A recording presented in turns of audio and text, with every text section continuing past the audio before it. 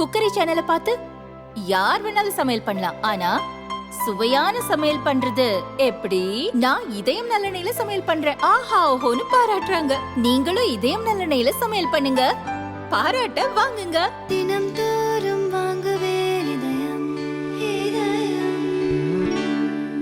கிளர்வேந்தன் தன் நாடு வாட்டான் நன்று என்றல் வனப்பு.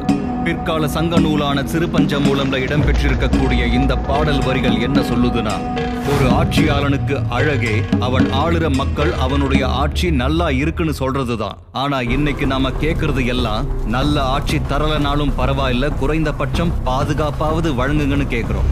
ஆனா அந்த குறைந்தபட்ச கடமையை கூட செய்ய தவறியதோட மக்களோட இன்னல்களுக்கும் காரணமாயிருக்கு இந்த திமுக அரசு.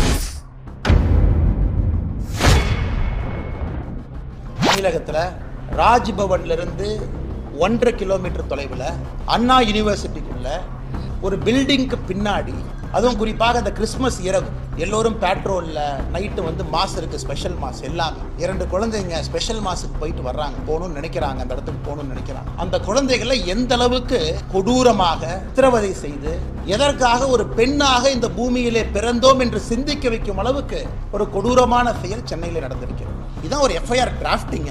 அந்த எஃப்ஐஆர் லீக் பண்ணிருக்கீங்களா சார்? பொண்ணு பேரு, மொபைல் நம்பர், அப்பா பேரு, ஊரு. வெக்க பண்ணு திமுக மரியாதை இருந்தா வெக்க பண்ணியா நீங்களாம்? பொண்ணு, ஊரு, அப்பா, அந்த என்ன அந்த பொண்ணு குடும்பத்தையே நாசம் பண்ணிட்டீங்க. 7 தலைமுறைக்கு ஒரு அடையாள ஒரு இதை கொடுத்துருக்கீங்களா? கருப்பு புள்ளியை கொடுத்துருக்கீங்களா? மனுஷங்களையா நீங்களா?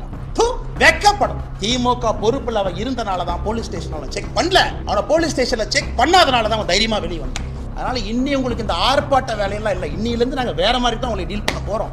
இந்த அரசியல் நாடு 3 வருஷம் பண்ணி பார்த்துட்டேன். எனக்கு முடிவு வரணும். இன்னைக்கு முடிவு வந்தே நாளை காலை 10 மணிக்கு மாநில தலைவராக என்னுடைய இல்லத்திற்கு வெளியே நான் நின்று சாட்டையால் 6 முறை நான் அடித்துக் கொள்ள போகிறேன். சாட்டை என்ன? 22 ஜூன் 2024 கள்ளக்குறிச்சி மாவட்டத்துல கள்ளச்சாராயம் குடிச்சு 68 பேர் இறந்து போனாங்க. இந்த சம்பவத்துல கள்ளச்சாராய விற்பனையில் ஈடுபட்ட முக்கிய குற்றவாளி திமுகவை சேர்ந்த ஒரு நபர்தான் அப்படிங்கிற தகவலும் இருக்கு. சில உயிரிழப்புகளோட நின்று இருக்க வேண்டிய இறப்பு பல மடங்கு அதிகரிச்சதுக்கு காரணம் திமுக அரசுடைய மெத்தன போக்கும் ஒளிவு மறைவான அணுகுமுறையும் தான். ஒரு ஆண்டுக்கு முன்னாடியே சரியா 15 மே 2023 அன்னைக்கு மரக்காணம் பகுதியில கள்ளச்சாராயம் குடிச்ச 22 பேர் உயிரிழந்தாங்க. தமிழகம் முழுக்க அது மிகப்பெரிய அதிர்வலையை ஏற்படுத்துச்சு. கள்ளக்குறிச்சி மரணங்களை சிபிஐ எடுத்து விசாரிக்கணும்னு உயர் நீதிமன்றத்தை அணுகுனப்போ திமுக உச்ச நீதிமன்றத்துக்கே போய் அதை சிபிஐ விசாரிக்க கூடாதுன்னு தடுத்தாங்க. இந்த அக்கறைய ஏற்கனவே ஒரு முறை பெரும் அசம்பாவிதம் நடந்தப்போ காட்டியிருந்தா இந்த பெரும் உயிர் இழப்புகளை தவிர்த்திருக்கலாம். திமுக இதை செய்ய தவறுனதோட விளைவு இன்னைக்கு எவ்வளவு மரணங்கள். அக்டோபர் 6, 2024 விமானப்படையோட விமான சாகச நிகழ்ச்சி சென்னை மெரினா கடற்கரையில வச்சு நடந்துச்சு. நிகழ்ச்சியை காண பல லட்சம் மக்கள் அங்க கூடினாங்க. இப்படி ஒரு விமான நிகழ்ச்சி நடக்க போறதா விமானப்படை மாநில அரசுக்கு ஏற்கனவே தகவல் தெரிவிச்சிருந்தோம். திமுக அதை பத்தி கண்டு கொள்ளாம கூட்டத்தை ஒழுங்குபடுத்த தவறினாங்க. பல பேரு பல மணி நேரம் குடிக்க தண்ணி கூட இல்லாம மயக்கம் அடைஞ்சதோட கூட்ட நெரிசல்ல சிக்கி 5 பொது ஜனங்களுடைய உயிரும் பறிபோனது. ஒரு நிகழ்ச்சியை முறையா ஒருங்கிணைக்க தவறுனதோட விளைவால மக்களுக்கு இந்த துயரம் ஏற்பட்டிருக்கு. டிசம்பர் 2, 2024 வெஞ்சல் புயல்னால தமிழகத்தோட வட மாவட்டங்கள் பெரிய அளவுல பாதிப்படைஞ்சிருந்துச்சு.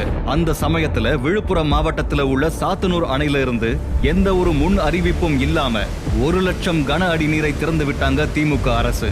இதனால கிட்டத்தட்ட 40 கிராமங்கள் தண்ணில மூழ்குச்சு. அந்த கிராமங்களை சேர்ந்த மக்கள் இன்னைக்கு தங்களோட உடைமைகள், கால்நடைகள், குடியிருப்புகள்னு ஒட்டு மொத்தத்தையும் இழந்து நிர்மூலமா நிக்கிறாங்க. கிட்டத்தட்ட 14 நாட்களுக்கு மேல ஆகியும் இன்னும் வெள்ளம் வடியல. மக்கள் தங்களோட சொந்த ஊர்லயே அகதிகள் போல வாழ வேண்டிய சூழலுக்கு தள்ளப்பட்டிருக்காங்க. வெள்ள நீர் வடிகால்கள் மற்றும் கால்வாய்களை தூர்வாராம விட்டதோட விளைவு இன்னைக்கு மக்கள் இந்த கதிக்கு ஆளாக வேண்டியதாயிடுச்சு. டிசம்பர் 5, 2024 பல்லாவரம் பகுதியில குடிதண்ணீர் குடிச்சு 3 பேர் மரணிச்சாங்க. ஒரு சராசரி மனுஷன் அரசாங்கத்துக்கிட்ட இருந்து எதிர்பார்க்கிற விஷயங்கள்ல முதன்மையானது குடித்தண்ணீர் தான். அந்த குடித்தண்ணீரையும் ஒழுங்கா வழங்காம கழிவுநீர் கலந்த குடிநீரை வழங்கி 3 மக்களுடைய இறப்புக்கு காரணமாயிருக்கு திமுக. குடித்தண்ணீரை பரிசோதனை செஞ்சு அதுல கழிவுநீர் கலந்திருப்பது உண்மைதாங்கிற ஆய்வறிக்கையை வெளியிட்ட பின்னாடியும் வாய் திறக்காம மௌனம் காத்துக்கிட்டு இருக்கு இந்த திமுக அரசு. ஒரு அடிப்படையான சுகாதார கட்ட கட்டமைப்பை கூட பேண முடியாததுடைய விளைவு இந்த இழப்புகள். டிசம்பர் 8, 2024 செங்கல்பட்டு அரசு மருத்துவமனையில மருத்துவர்கள் இல்லாததால செவிலியரே பிரசவம் பார்த்து ஒரு குழந்தை உயிர் பறிபோச்சு. இதே மாதிரியே 2 வருடங்களுக்கு முன்னாடி ராஜீவ்காந்தி அரசு மருத்துவமனையில 17 வயசான பிரியங்காங்கிற கால்பந்து வீராங்கனைக்கு தவறா சிகிச்சை அளிச்சதுனால உயிரிழந்த செய்தியையும் பார்த்திருப்போம். இது ஏதோ 1-2 சம்பவம் தான் கடந்து போக முடியாது. இதே மாதிரி பல சம்பவங்கள் திமுக ஆட்சிக்கு வந்ததிலிருந்து தொடர்ந்து அரங்கேறிக்கிட்டே இருக்கு. மருத்துவர் பற்றாக்குறை, தவறான சிகிச்சைன்னு அரசு மருத்துவமனைகள்ல உள்ள குறைபாடுகளை திமுக சரி செய்யாம விட்டதுடைய விளைவுதான் இந்த தொடர் அசம்பாவிதங்கள். இப்படி ஏராளமான கொடுமைகளை சொல்லிக்கிட்டே போகலாம். திமுக ஆட்சிக்கு வந்ததுல இருந்தே தமிழக மக்கள் எப்ப வேணாலும் என்ன வேணாலும் நமக்கு நடக்கும் அப்படிங்கிற பயத்திலேயே வாழ்ந்துட்டு இருக்காங்க அப்படிங்கிறது தான் நிதர்சனம்.